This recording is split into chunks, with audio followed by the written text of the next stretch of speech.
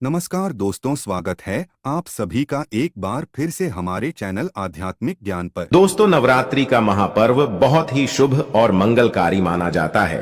नवरात्रि के पूरे 9 दिन गंगा जल की हर एक बूंद की तरह पवित्र माने जाते हैं। ये शुभ समय भक्तों के जीवन में खुशियों की सौगात लेकर आता है। दोस्तों, आपको बता दें, 2023 में इस साल मां दुर्गा हाथी पर सवार होकर पृथ्वी लोक में पधारेंगे। शास्त्रों में वर्णित है तथा मान्यताओं के अनुसार अगर शारदीय नवरात्रि पर यदि माता दुर्गा का आगमन उनके वाहन सिंह पर नहीं बल्कि हाथी पर होगा, तो मान्यता है कि माता दुर्गा का हाथी पर सवार होकर आना बहुत ही शुभ और कल्याणकारी माना जाता है। जीवन सुखमय हो जाता है, भक्ति का भरपूर लाभ भक्त जनों को मिलता है। दोस्तों, इस बार नवरात्रि पूरे 9 दिनों तक मनाई जाएगी, न एक भी दिन कम न ज्यादा, पूरे 9 दिनों तक मनाई जाएगी। मां शेरावाली की विशेष रूप से पूजा आराधना की जाएगी। शारदीय नवरात्रि का महापर्व इस बार 2023 में 15 अक्टूबर दिन रविवार से शुरू होकर 23 अक्टूबर सोमवार के दिन समाप्त होंगे। ऐसे में शारदीय नवरात्रि पर माता दुर्गा की कृपा पाने के लिए कलश स्थापना का शुभ मुहूर्त है। 15 अक्टूबर को दिन में 11:44 से दोपहर 12:30 तक कलश स्थापना का शुभ मुहूर्त रहेगा। महाव्रत में की गई पूजा बहुत ही शुभ मानी जाती है। इससे समस्त देवी देवताओं की कृपा प्राप्त होती है और पूजा पाठ का फल कई लाख गुना प्राप्त होता है। ऐसे में जो व्यक्ति नवरात्र आने से पहले घर से ये चीजें बाहर कर देता है, तो उसके घर में मां वैष्णो का होगा आगमन, माता लक्ष्मी का होगा वास, मां शेरावाली आपकी झोली खुशियों से भर देंगे। इसीलिए नवरात्र आने से पहले घर से ये चीजें फौरन हटा दें। दोस्तों, आज हम कुछ ऐसे ही गलतियों के बारे में जानेंगे जो अगर आपके घर में भी होती है तो माता लक्ष्मी कभी नहीं करती ऐसे घर में प्रवेश। फिर चाहे आप कितने ही पूजा पाठ कर लो, माता लक्ष्मी ऐसे घर में कभी नहीं आती। ऐसे घर से देवी देवता भी हमेशा रहते हैं नाराज। दोस्तों, पूरी जानकारी को देखने के लिए इस वीडियो को अंत तक जरूर देखें। सच्ची श्रद्धा से कमेंट बॉक्स में लिखें जय मां लक्ष्मी। मां लक्ष्मी के लिए एक लाइक तो बनता है। दोस्तों, सबसे पहले नवरात्रि के पहले ही मंदिर की अच्छी तरह से साफ सफाई कर लें। मंदिर के अंदर अगर पुरानी मालाएं हैं, टूटी फूटी मूर्तियां हैं, उसके साथ ही खाली माचिस की डिब्बी रखे हुए हैं, तो उन्हें बाहर फेंक दें तथा खंडित मूर्ति को किसी नदी में प्रवाहित कर दें। घर में छोटे बच्चों को नवरात्रि का व्रत नहीं रखना चाहिए। इससे उनकी जान को खतरा हो सकता है, क्योंकि इस व्रत में शरीर को अधिक शक्ति की जरूरत होती है। माता शेरावाली की तस्वीर अगर कांच के फ्रेम की है और वह हल्की सी भी अगर टूटी हुई हो, तो ऐसी कांच को बदलवा लें या ऐसी तस्वीर को जल में विसर्जित कर दें। टूटी मूर्ति की पूजा करने से, टूटी तस्वीर की पूजा करने से आपकी श्रद्धा, भक्ति, व्रत आदि सब टूट जाता है, आपका व्रत खंडित हो जाता है।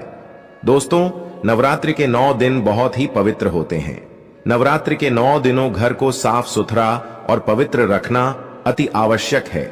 इसीलिए नवरात्रि के 9 दिनों में ब्रह्मचर्य का पालन किया जाता है और तामसिक भोजन ग्रहण नहीं किया जाता। नवरात्रि के 9 दिनों में माता रानी के भक्तों को प्याज, लहसुन, मांस, मदिरा और अंडे से दूर रहना चाहिए। अधिकतर भक्त नियम का पालन भी करते हैं, लेकिन वह एक गलती कर बैठते हैं। वो नवरात्रि के 9 दिनों में अपने घर इन अपवित्र चीजों को रख लेते हैं। ऐसा भूलकर भी नहीं करना चाहिए। भागवत पुराण के अनुसार नवरात्रि के 9 दिनों तक माता रानी अपने भक्तों के घर में वास करती है। अगर आप भी चाहते हैं कि माता रानी आपके घर में वास करें, तो आप अपने घर के वातावरण को पवित्र रखें और नवरात्रि शुरू होने से पहले ही अपने घर से प्याज, लहसुन, मीट, अंडा और मदिरा को बाहर निकाल दें। अपने घर को साफ रखें। इन वस्तुओं को घर से बाहर निकालने के बाद अपने घर में गंगा जल का छिड़काव अवश्य करें।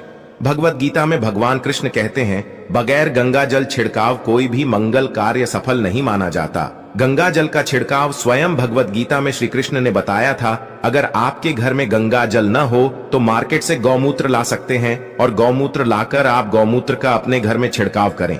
बस थोड़ा सा पानी में डाल लें, इससे आपके घर का वातावरण पवित्र हो जाएगा।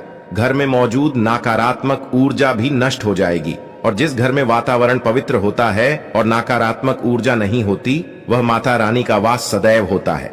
नवरात्रि के पहले आप अपने पूरे घर की अच्छी तरह से साफ सफाई कर लें। घर में जो भी फालतू सामान है, फटे पुराने कपड़े, उन्हें बाहर निकाल दें। घर में बेकार पड़ा सामान नकारात्मक ऊर्जा लाता है, इसीलिए गंदगी बिल्कुल भी न करें। धूप दीप जलाकर वातावरण को स्वच्छ रखें। दोस्त, माता के आगमन के लिए घर का दरवाजा जरूर सजाना चाहिए। इससे माता आकर्षित होती है और घर के द्वार में प्रवेश करती है मां के आगमन के लिए। द्वार को फूलों से सजाना। दोस्तों, कई लोग ऐसे हैं जो माता रानी की चौकी कागज बिछाकर बनाते हैं, जो कि बिल्कुल गलत माना गया है। माता की चौकी के लिए आप नीचे लाल कपड़ा बिछाएं। काला कपड़ा और सफेद कपड़ा भूलकर भी नहीं बिछाना चाहिए। ध्यान रखें, कपड़ा फटा भी नहीं होना चाहिए।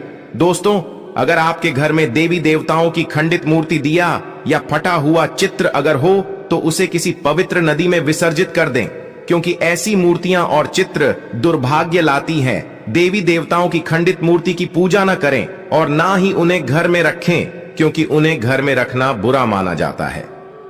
दोस्तों, वहीं अधिकतर लोग अपनी छत पर या घर के मुख्य दरवाजे के आसपास कबाड़ इकट्ठा कर देते हैं। ऐसा करना अशुभ माना जाता है। अगर आपने भी अपने घर में घर के मुख्य दरवाजे पर या छत पर या फिर खासकर घर की उत्तर दिशा में कबाड़ इकट्ठा कर दिया है, तो नवरात्रि शुरू होने से पहले उस कबाड़ को घर से अवश्य ही निकाल दें। दोस्तों, यदि आपके घर कोई भी बंद घड़ी है, तो नवरात्रि शुरू होने से पहले उसे अपने घर से हटा दें और नई घड़ी ले आए या उसकी मरम्मत करवा लें। घड़ी को प्रगति का प्रतीक माना जाता है। बंद घड़ी समय से पीछे चलने वाली हमारी प्रगति में बाधा डालती है। इसीलिए नवरात्रि शुरू होने से पहले ही आप बंद घड़ी को घर से बाहर निकाल दें। दोस्तों, अगर आपके घर के मंदिर में किसी भी तरह का कोई फालतू सामान रखा है, जैसे कि सड़े गले फूल, अगरबत्ती, धूप बत्ती के डिब्बे या माचिस आदि के डिब्बे, या कोई भी खाली पैकेट मंदिर में न रखें, या फिर कोई फटी पुरानी धार्मिक पुस्तक या भगवान के कोई भी पुराने कपड़े जो खज गए हैं, या मुकुटमाला जो खराब हो गई है, तो उन्हें आप जितना जल्दी हो सके अपने मंदिर से हटा दी। नवरात्रि से पहले आप अपने मंदिर की और मंदिर के आसपास की साफ सफाई अवश्य ही करें, तभी माता रानी की चौकी स्थापित करें।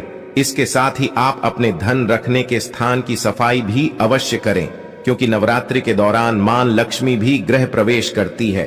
धन रखने के स्थान पर किसी भी तरह का कोई भी पालतू सामान, टूटा हुआ सामान न रखें। धन रखने के स्थान को मंदिर की तरह ही साफ रखें। नवरात्रि के दौरान माता रानी की पूजा में कौड़ियों को शामिल करें। माता रानी के साथ साथ रोजाना कौड़ी का भी पूजन करें। इसके बाद कौड़ी को धन रखने के स्थान पर रख दें। ऐसा करने से बरकत हमेशा होती है। अगर आपके पास पुराने जूते चप्पल इकट्ठे हो गए हैं, तो नवरात्रि से पहले उन्हें घर से बाहर निकाल दें। पुराने जूते चप्पल की अशुभता के कारण ही घर में नकारात्मक ऊर्जा आती है और घर में अशांति और तरह का माहौल रहता है। नवरात्रि आने से पहले घर से निकालना न भूलें। अगर जिस घर में ज्यादा होता है, उस घर में माता रानी का भी वास नहीं करती। साथ ही साथ टूटे फूटे बर्तन अगर घर में पड़े हैं, या टूटा हुआ आईना भी अगर घर में हो, तो उसे भी निकाल दी। घर में टूटे फूटे ईंट पत्थर भी नहीं रखना चाहिए, इसे माता लक्ष्मी नाराज हो जाती है। अब हम जानते हैं नवरात्रों के दौरान क्या नहीं खाना चाहिए और क्यों नहीं पीना चाहिए, और कौन सा फल खाने से व्रत संपूर्ण और सफल हो जाता है। दोस्तों, हमारे चैनल को सब्सक्राइब जरूर करें और इस बेल आइकन को दबाना ना भूलें। तो आइए शुरू करते ही। दोस्तों, नवरात्रि के दिन से जरूर खाना चाहिए। शास्त्रों में बताया जाता है कि भगवान के भोग में सेब आदि जरूर अर्पित किया जाता है।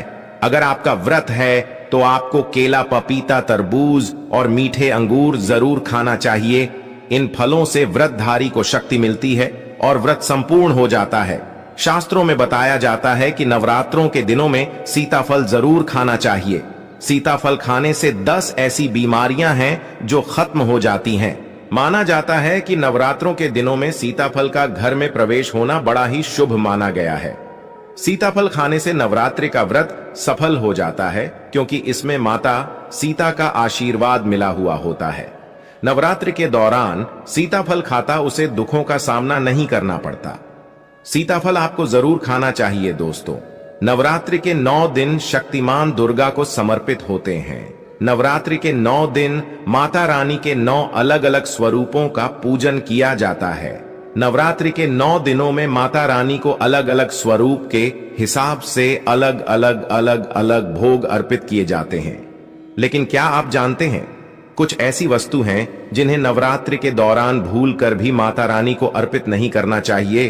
अगर इन वस्तुओं को आप गलती से भी माता रानी को अर्पित कर देते हैं तो आपको व्रत और पूजन का पूर्ण लाभ नहीं होगा। इसीलिए माता रानी की कृपा प्राप्त करने के लिए आपको यह जानना अति आवश्यक है कि वह कौन सी ऐसी वस्तु है जो माता रानी के पूजन में भूल कर भी इस्तेमाल नहीं करना चाहिए। तो आइए मां का जयकारा लगाते हुए वीडियो को शुरू करते हैं दोस्तों। नंबर 1, नवरात्रि के दौरान शादीशुदा महिलाओं को सफेद कपड़े पहनकर पूजा पाठ नहीं करना चाहिए। साथ ही साथ काले कपड़े भी नहीं पहनना चाहिए, इससे पूजा व्रत आदि खंडित हो जाती है। माता की चौकी जब आप लगाएं तो उसके नीचे कागज नहीं लगाना चाहिए। माता की चौकी हमेशा लाल कपड़ा बिछाकर ही बनाना चाहिए। हमेशा याद रहे, नवरात्रों के इन 9 दिनों तक व्रतधारी को अपना आसन चौकी के आगे ही लगाना चाहिए और मंदिर को नवरात्रों के दौरान अकेला नहीं छोड़ा जाता। बहुत ही अशुभ माना जाता है। इससे दुर्गा माता नाराज हो जाती है और हमेशा के लिए चली जाती है। दोस्तों, नंबर 2, नारियल। हिंदू धर्म में नारियल को समृद्धि, धन, श्रद्धा और सम्मान का सूचक माना जाता है। नारियल को श्रीफल भी कहा जाता है। नारियल को सुख समृद्धि में वृद्धि करने वाला माना जाता है। नारियल का हर मांगलिक कार्य में विशेष महत्व होता है। जैसे कि आप सभी जानते हैं कि माता रानी के कई मंदिरों में नारियल से बलि भी दी जाती है और माता रानी के पूजन में नारियल का इस्तेमाल हम सभी करते हैं। खासकर कलश की स्थापना नारियल रखकर ही की जाती है। माता रानी के पूजन में हम नारियल इस्तेमाल करते समय कुछ गलतियां कर बैठते हैं दोस्तों। नारियल कई प्रकार के होते हैं, एक हरा, दूसरा सूखा, जिसके अंदर पानी होता है। जिस नारियल के अंदर पानी होता है, माता रानी के पूजन में सदैव पानी वाला और जटा वाला नारियल ही इस्तेमाल करें। नारियल का पूर्ण होना चाहिए। नारियल चटका हुआ या टूटा हुआ नहीं होना चाहिए, क्योंकि साबुत नारियल ही पूर्ण और पवित्रता का प्रतीक होता है। साबुत नारियल ही सुख समृद्धि का प्रतीक होता है। साबुत नारियल को ही श्रीफल यानी कि मां लक्ष्मी का फल कहा जाता है। नवरात्रि में माता रानी के कलश की स्थापना करते समय जटा वाला यानी पानी वाला नारियल ही कलश पर स्थापित करना चाहिए। साथ ही यह ध्यान रखना चाहिए कि नारियल को सदैव कलश के ऊपर लेटाकर रखना चाहिए। घट स्थापना करते समय कभी भी नारियल को खड़ा करके नहीं रखा जाता। नारियल को सदैव लेटाकर कलश के ऊपर रखा जाता है। साथ ही नारियल को स्थापित करने से पहले आप नारियल को लाल कपड़े में लपेटकर उस पर लाल चुनरी ओढ़ाकर आप नारियल को कलश के ऊपर स्थापित करें। शास्त्रों के अनुसार कलश के ऊपर जब सही तरीके से नारियल रखा जाता है और सही प्रकार का नारियल रखा जाता है, तब यह व्रत और भोजन का पूर्ण फल प्राप्त होता है। यह भी ध्यान रहे कि महिलाएं माता रानी को नारियल अर्पित कर सकती है, लेकिन कभी भी माता रानी के सामने नारियल को भूलकर भी नहीं वदेरना, क्योंकि नारियल बीज रूप होता है और स्त्रियां बीज रूप से ही शिशु को जन्म देती हैं। इसीलिए कभी भी महिलाओं को नारियल नहीं तोड़ना चाहिए। नवरात्रि में माता रानी का व्रत और पूजन किया जाता है, लेकिन नवरात्रि के दौरान सबसे ज्यादा महत्व होता है कन्या पूजन का। दोस्तों, माना जाता है व्रत और उपासना से माता रानी इतना पसंद नहीं होती है जितना कि कन्या पूजन से होती है। नवरात्रि में छोटी छोटी कन्याओं को माता रानी का स्वरूप माना जाता है। कन्याओं को भोग लगाया जाता है, उन्हें प्रसन्न किया जाता है और बदले में आशीर्वाद मांगा जाता है। कन्याओं को प्रसन्न करने के लिए गिफ्ट आदि उपहार वगैरह दिए जाते हैं। माना जाता है अगर कन्याओं को कोई भेंट दी जाए और उसे खुशी खुशी स्वीकार कर ली, तो इसका मतलब है माता रानी अर्थात माता वैष्णो ने भेंट स्वीकार कर ली।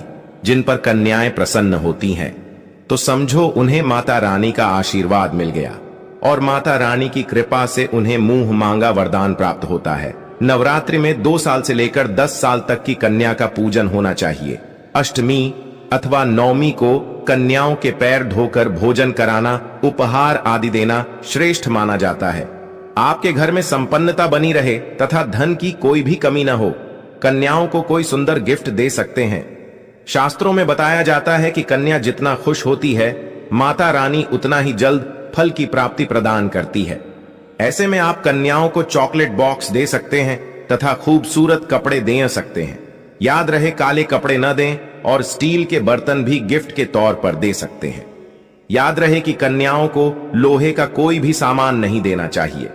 दोस्तों, जब कन्या अपने घर के लिए प्रस्थान करें तो उनके चरण जरूर छू लें और अपने मन में अपनी प्रार्थना को पूरा करें।